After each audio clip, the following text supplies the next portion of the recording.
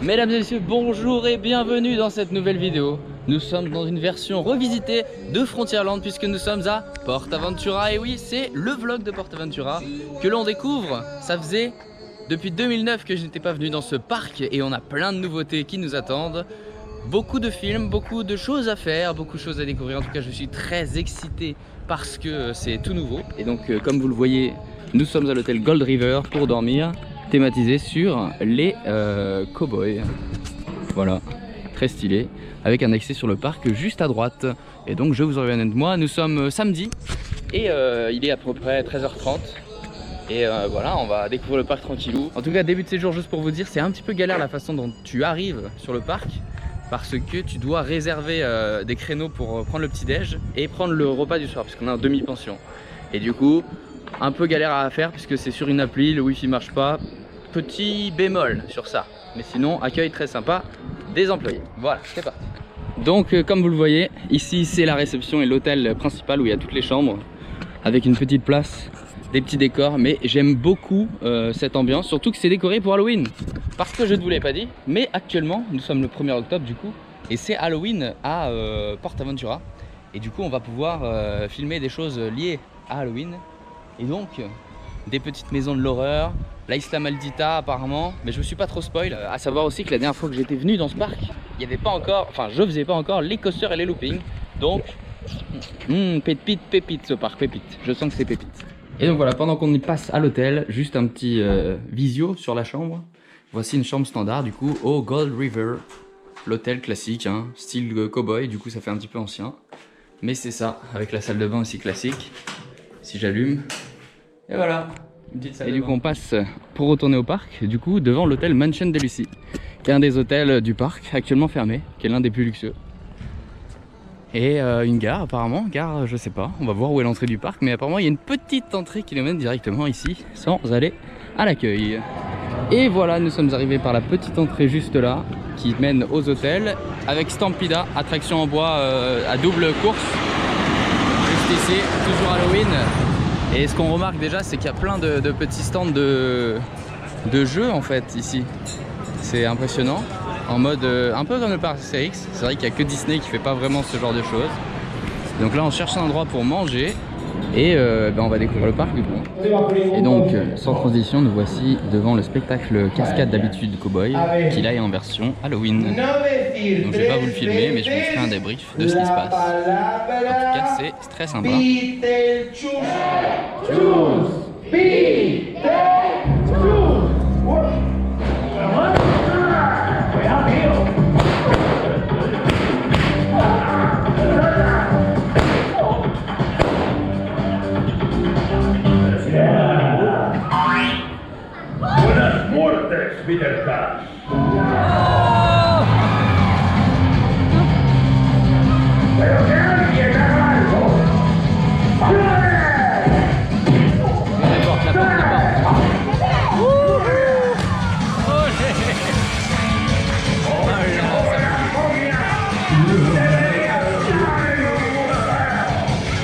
peux pas y aller. Voilà une tyrolienne.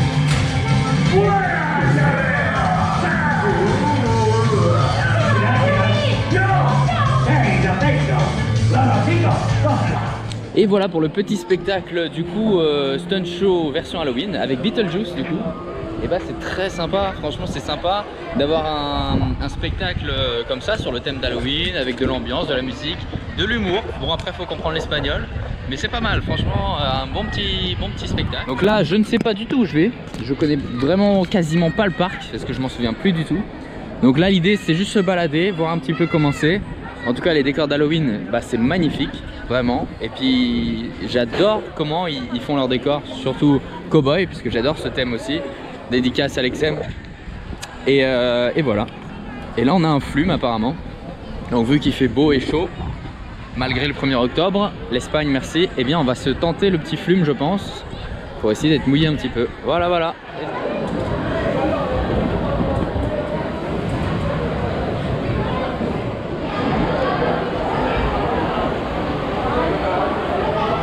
Et donc nous voici du coup dans le flume de PortAventura. Donc apparemment il mouille beaucoup. Les gens qui sortent là-bas sont totalement trempés. Comparé à celui d'Astérix, ça a l'air vraiment mouillé. Même les gens se mettent torse nu. Alors là, dites-moi dans les commentaires si vous avez déjà vu des gens se mettre torse nu dans les coasters Flume. Parce que pour ma part, je crois que c'est une première. Quasiment un wagon sur deux est totalement torse nu. Donc voilà. Ah mais il y a plein d'essence en fait. Il y en a plein. Ah oui d'accord. Je vois. Oh putain de merde. Ma chaussure gauche est remplie d'eau. Vraiment c'est... Waouh. Mon pied est trempé. Oh merde. Bon, l'avantage de l'Espagne, c'est que nous sommes le 1er octobre. On dirait pas comme ça, hein, mais il fait beau.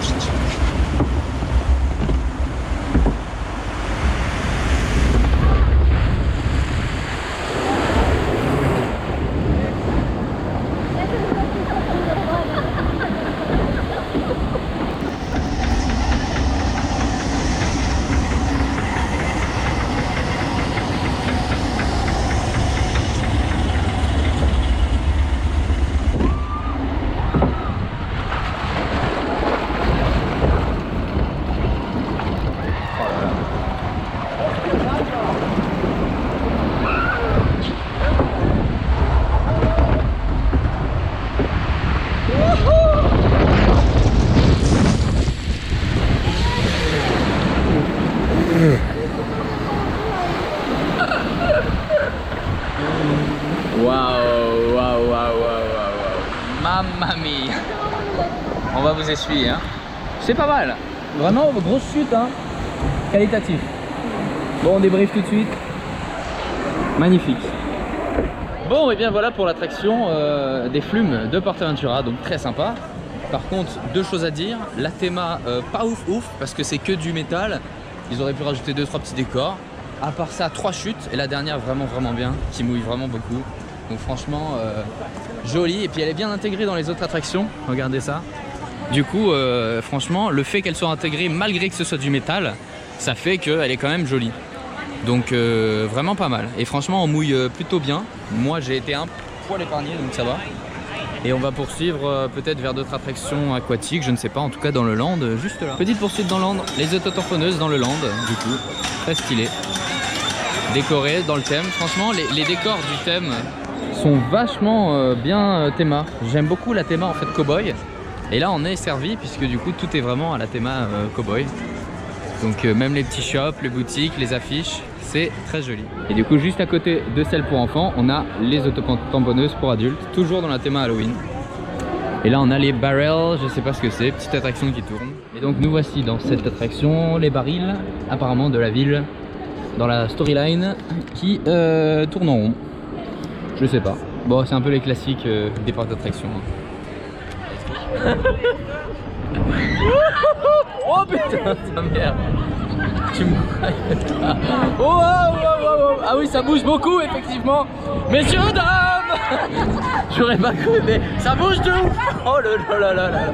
Le tournant il est impressionnant. Oh la vache. Quand tu prends la force G dans le dos là comme ça, wow, c'est impressionnant. Franchement de l'extérieur c'est de la merde, mais waouh, vraiment stylé. Faut vraiment tenir son sac parce que sinon t'es expulsé à l'extérieur. Wow, 360. C'est stylé. Et donc voilà, on enchaîne sur Grand Canyon apparemment. Du coup les bouées de PortAventura. C'est parti. Bon et bien voilà pour cette petite expédition en bûche. En vrai c'est pas mal. Le décor du coup Grand Canyon est respecté comme vous le voyez là. Franchement les décors de roche sont vachement bien faits. Ça donne une impression vraiment d'être dans le Grand Canyon. Après il est rapide et on n'est pas trop mouillé. Mais c'est sympa, voilà, comme vous le voyez là. Ça fait des petits détours comme ça et ça part là-bas. C'est joli, c'est joli. C'est mignon à faire. Après il faut tomber comme d'habitude du côté où ça mouille vraiment, mais on aime beaucoup. Let's go. Et du coup on va commencer à changer de land petit à petit pour arriver vers ce qui est, j'ai l'impression, la Grèce. En tout cas je vois des galions pirates juste derrière. Et la super line qu'on a sur le reste du parc. Et là c'est les petits canons à eau qui permettent d'arroser justement les gens de l'attraction, qui nous ont bien mouillés, bravo à eux. Et donc voilà, il y a le petit panneau pénitence, puisque le nom de la ville où on était, la ville fictive des cowboys, c'est Pénitence. Avec le rappel Far West. Et là du coup on retourne, comme je vous disais juste avant, dans un monde plus récent, avec le Furious Baco, toujours avec un temps d'attente de merde, qui est l'une des pires attractions d'Europe en termes de rendement, qu'on fera plus lundi, puisqu'on a 3 jours environ et demi au parc. Donc on a le temps de profiter de tout ça, avec cette super vue franchement sur le lac. C'est vraiment beau la façon dont ils ont décoré le parc avec les citrouilles et Halloween. C'est vraiment une des fêtes que je préfère de l'année, hein. Et puis c'est quand même dommage parce qu'à Disney on a un pass annuel, mais à cause des résas le week-end on peut pas y aller. Donc bon, bref, hein, sur commentaire, ceux qui ont un pass le sauront. Mais ouais, très joli, avec le reste du canyon qu'on voit là. Furious Baco. Magnifique. En se baladant dans le land apparemment, petit spectacle dédié à Halloween j'imagine. Aucune idée, c'est parti.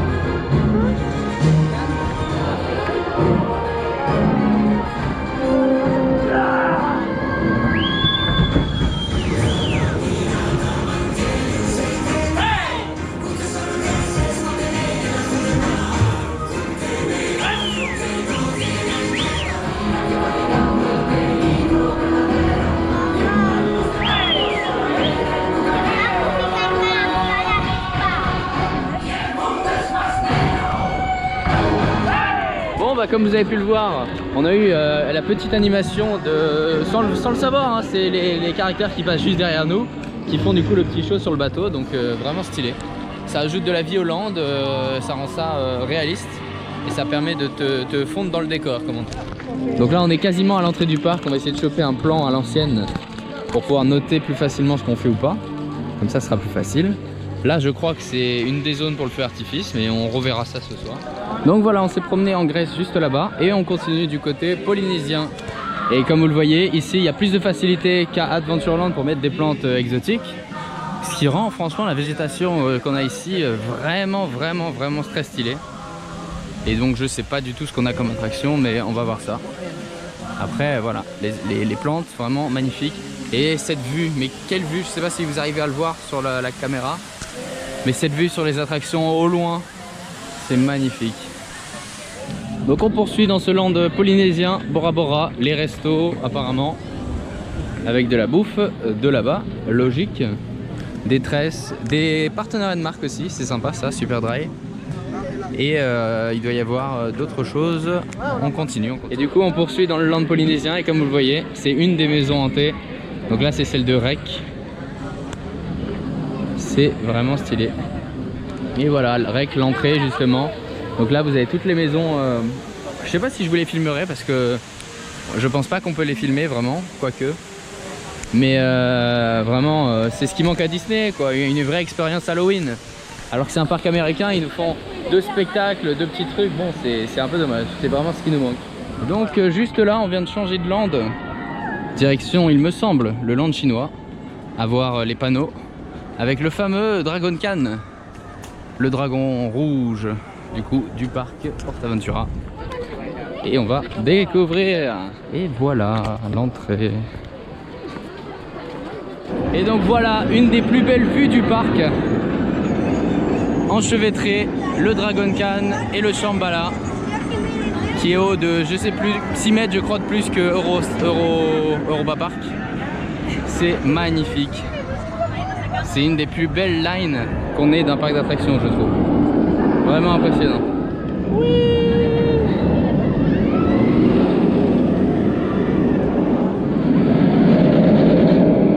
Let's go. Ça c'est de l'attraction, ça c'est ce qu'on aime. C'est ce qui manque dans beaucoup de parcs, des bonnes sensations fortes. Et là, vraiment, l'enchevêtrement des deux et la line, elle est magnifique. Cette vue, c'est une des plus belles au monde, franchement, de tous les parcs. Arriver là et voir ça, c'est impressionnant. Et du coup, on va tenter Shambhala. Avec ces petits décors style expédition, du coup, Everest. Expédition à l'Himalaya. Voilà, pas l'Everest, à l'Himalaya, c'est plus facile. Avec une petite thématique. C'est très joli. C'est magnifique, cet enchevêtrement, il est impressionnant. Waouh! Et voilà, l'enchevêtrement qu'on a, c'est impressionnant.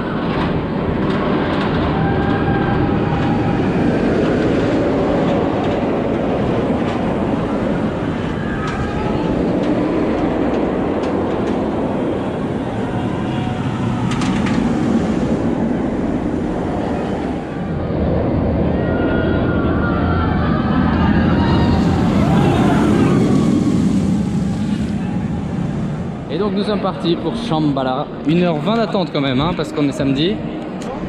Donc le bonheur, 1h20 d'attente, mais c'est comme ça. Peut-être que lundi ou mardi matin, il y aura un peu moins de monde. On verra bien. Oh, la vue sur la mer aussi là-bas.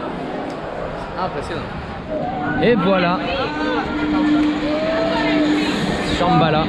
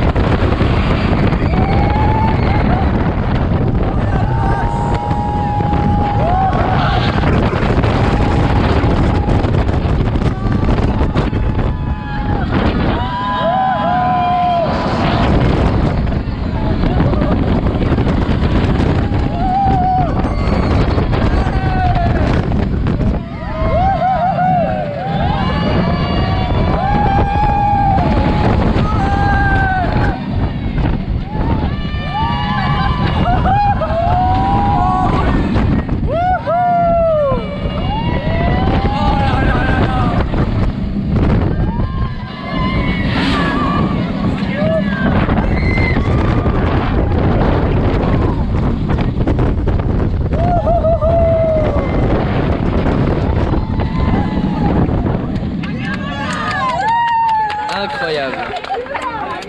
Waouh, Shambhala, Shambhala, Shambhala, Shambhala, Shambhala.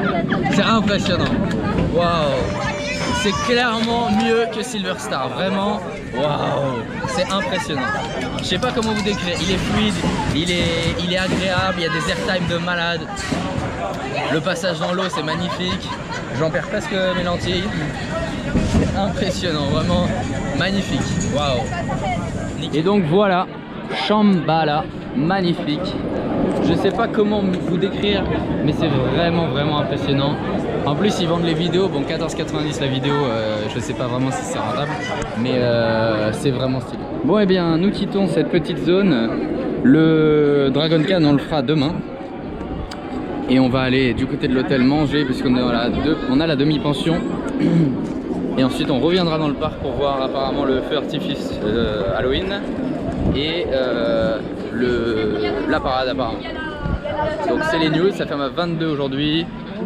Et on est reparti demain pour une autre journée, mais la journée n'est pas finie pour aujourd'hui, je vous filme le soir. Nous sommes de retour à l'hôtel avant de manger avec la demi-pension juste à droite. Et donc voilà la réception, le City Hall du Gold River. C'est joli, c'est dans le thème. Nous voici de nuit, donc c'est à côté de ce Undertaker, celui qui s'occupe des morts, que nous allons retourner dans le parc pour voir la parade, comme je vous avais dit, et le feu artifice. A noter que le repas de ce soir, du coup à l'hôtel, c'est un buffet illimité dans un type jardin d'hiver où il y a un peu de nourriture classique d'hôtel. Pas trop mauvais, voilà. un petit mix. Il y a un peu de tout. Avec Stampida juste derrière. Et nous revoilà dans le parc de nuit cette fois-ci. Avec ce land cowboy qui, avec ses airs d'Halloween, eh bien, a des airs vraiment angoissants. Bien décoré comme ça, avec les lumières d'Halloween. C'est magnifique. C'est vraiment bien décoré. Comme ça me rappelle d'ailleurs les décos qu'on a à Europa Park, qui est un parc qui fait vraiment ça aussi. Ici c'est vraiment joli.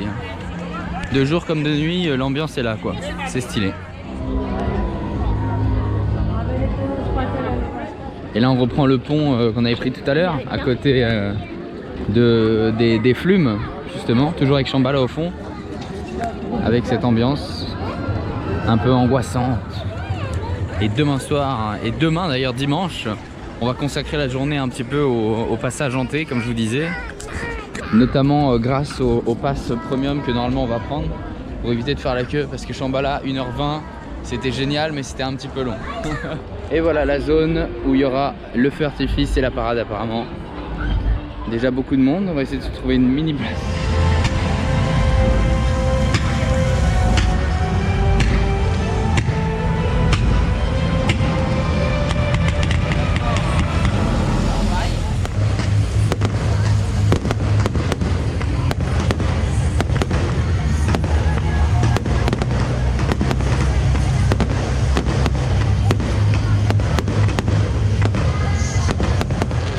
Donc voilà pour le show nocturne, vraiment impressionnant ça là. Putain comment ça s'appelle déjà? C'est des overjet, je sais plus quoi, overboard, oh là là, et les jet skis personnalisés là, non c'est vraiment stylé.